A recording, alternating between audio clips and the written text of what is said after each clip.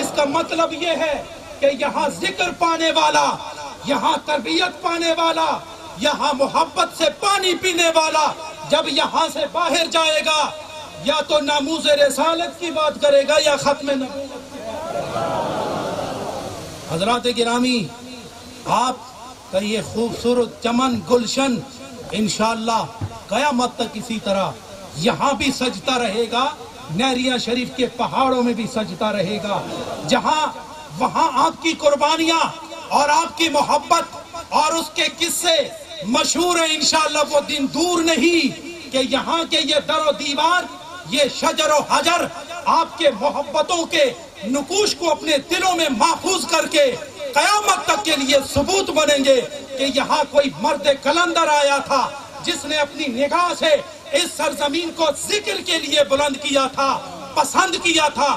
ان کی پسندیدگی کو خدا نے قبول کر کے اپنا اور اپنے مصطفیٰ کا ذکر قیامت تک کے لیے قبول فرما دیا۔ نعرہ تکبیر، نعرہ رسالت، فیضان صدیقی، فیضان صدیقی۔ حضرات گرامی، ایک اور اعلان بھی کرنا چاہتا ہوں۔ جہاں میں رہتا ہوں وہ جگہ بڑی تنگ اور خیالاً میری اور آپ کی ہر وقت جنگ رہتی ہے کہ ذکر کے لیے ایسی سرزمین ہونی چاہیے جہاں کھلی فضا ہو۔ رب کا اور رب کے محبوب کا ذکر کرنا ہے، کھلی فضا ہونی چاہیے۔ تو یہ اس جگہ میرے شیخ نے پسند فرمائی ہے، یہاں ہر مہینے میں نے بھی آنا ہے، آپ نے بھی آنا ہے۔ اس مرکز کا نام احباب کی تائید سے میں نے پسند کیا، وہ آپ کے سامنے لانا چاہتا ہوں۔ اس کا نام رکھنا چاہتا ہوں مرکز جمال نقشبند۔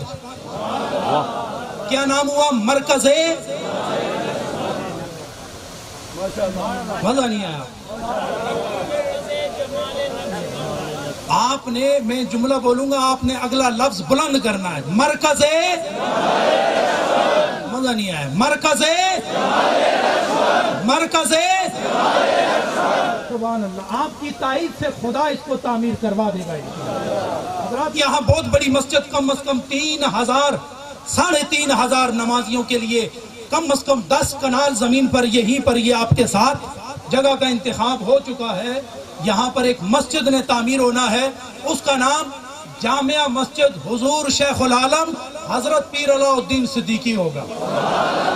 یہاں آپ کے لیے مہمان خانہ بنے گا، یہاں شعبہ حفظ قائم ہوگا، یہاں شعبہ علوم اسلامیہ قائم ہوگا۔ 3000 3500 نمازی بیک وقت یہاں پر نماز ادا کریں گے۔ آپ کی کیا رائے ہے؟ اللہ تعالیٰ آپ سب کو سلامتی عطا فرمائے اور خوش و خرم فرمائے۔